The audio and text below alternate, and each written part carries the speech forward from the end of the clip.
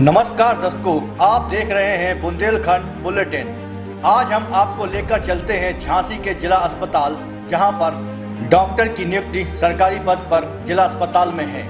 लेकिन यह डॉक्टर सरकारी अस्पताल की ड्यूटी के अलावा भी अपना प्राइवेट क्लिनिक चला रहे हैं, जबकि सरकारी डॉक्टर को प्राइवेट प्रैक्टिस करने की अनुमति नहीं होती। ऐसे ही डॉक्टर जिला झांसी हॉस्पिटल में तैनात हैं, जिनका नाम प्रभात चौरसिया है और यह आंखों के डॉक्टर हैं।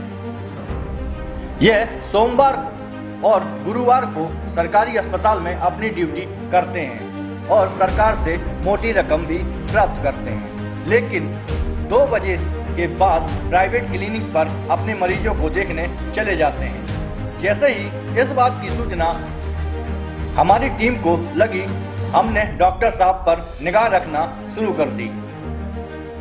सबसे पहले हम झांसी के जिला अस्पताल पहुंचे, जहां पर कमरा नंबर 13 में डॉक्टर प्रभात अपने मरीजों को देख रहे थे। और खास बात यह है कि मरीजों को केवल एक टॉर्च के सहारे चेक करना और अपने हाथों से दवाइयां लिखते हैं। सरकारी अस्पताल की ड्यूटी खत्म होते ही डॉक्टर साहब सीधे अपने प्राइवेट क्लिनिक पहुंचते हैं, जिनका पीछा करते हुए हमारी टीम भी उसी हॉस्पिटल पर पहुंची, जो कि झांसी वीरांगना महारानी लक्ष्मीबाई मेडिकल कॉलेज पर एक प्राइवेट निजी हॉस्पिटल है, जहां डॉक्टर साहब अपना प्राइवेट केबिन चला रहे हैं। लेकिन बड़ी बात यह है कि डॉक्टर साहब जिस क्लिनिक पर बैठते हैं वह क्लिनिक उनके नाम पर ही नहीं है। अब आप सोच रहे हैं कि डॉक्टर साहब जिस क्लिनिक पर बैठ रहे हैं वह क्लिनिक इनके नाम पर नहीं है, तो फिर किसके नाम पर है, यह भी हम आपको बताएंगे।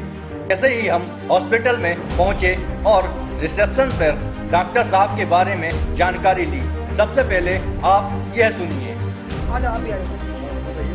अरे यहाँ वाला एक काउंटर से पूछो, वो सामने रखते हैं। ये काम क्या है? दिखाना है, चेकअप करना है। पर्ची बनाओ, डॉक्टर चौरसिया करते हैं, देख लेंगे आप। भैया, तो डॉक्टर साहब आ गए क्या? प्रभात चौरसिया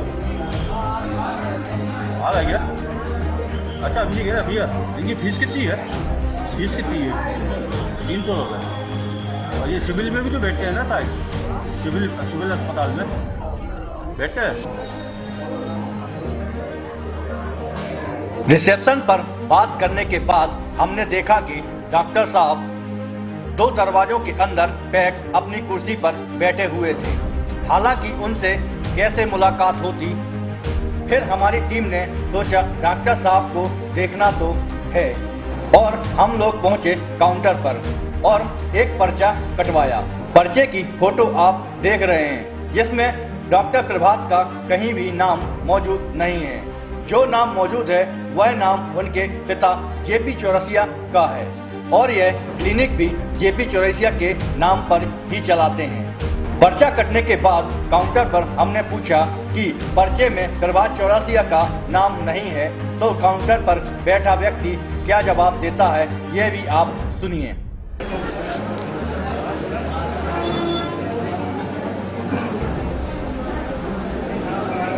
पर्चे में उनका नाम नहीं आता क्या? हैं? पर्चे पर आप डॉक्टर को दिखा रहे हैं। अच्छा ठीक।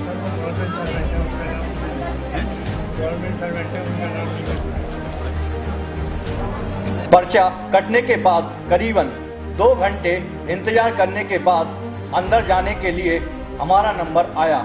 सबसे पहले पहला दरवाजा पार करने के बाद गैलरी में पहुंचे। गैलरी के बाद दूसरा दरवाजा भी मौजूद था।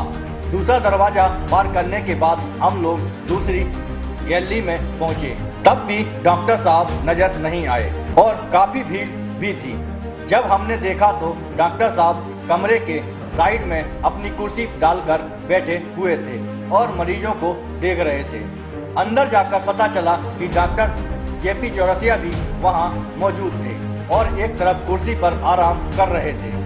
इस वीडियो में आप देख सकते हैं कि डॉक्टर प्रभात चौरसिया मरीजों को देख रहे हैं और जेपी चौरसिया आराम से कुर्सी पर नींद का आनंद ले रहे हैं। और जैसे कि हमने आपको पहले भी बताया कि सरकारी अस्पताल में डॉक्टर साहब अपने हाथों से मरीजों को पर्चा और दवाइयाँ लिखते हैं, लेकिन ऐसा यहाँ पर नहीं है। यह डॉक्टर साहब का प्राइवेट क्लिनिक है और यहाँ पर एक असिस्टेंट दवाइयाँ लिखने के लिए उन्होंने रखा हुआ है। क्यों नहीं डॉक्टर साहब प्राइवेट क्लिनिक पर एक मरीज का 300 रुपये ले रहे हैं, तो पर्चे पर दवाइयाँ लिखने के लिए असिस्टेंट तो रख ही सकते हैं। आप सोच रहे होंगे कि डॉक्टर साहब यहाँ पर पर्चे में मरीजों को दवाइयाँ क्यों नहीं लिख रहे।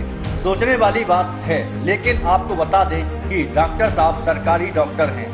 प्राइवेट क्लिनिक पर अपने हाथ से दवा कैसे लिख सकते हैं। सावधानी तो बरतनी पड़ेगी, इसलिए डॉक्टर साहब पर्चे पर दवाइयाँ लिखने के लिए एक असिस्टेंट रखे हुए हैं और ज़्यादातर दवाइयाँ प्रिंट आउट मशीन से पर्चे पर निकालकर मरीजों को दे देते हैं। अब देखना यह है कि इन डॉक्टर के खिलाफ प्रशासन क्या कार्रवाई करता है या डॉक्टर साहब यूं ही प्राइवेट क्लिनिक पर बैठते रहेंगे।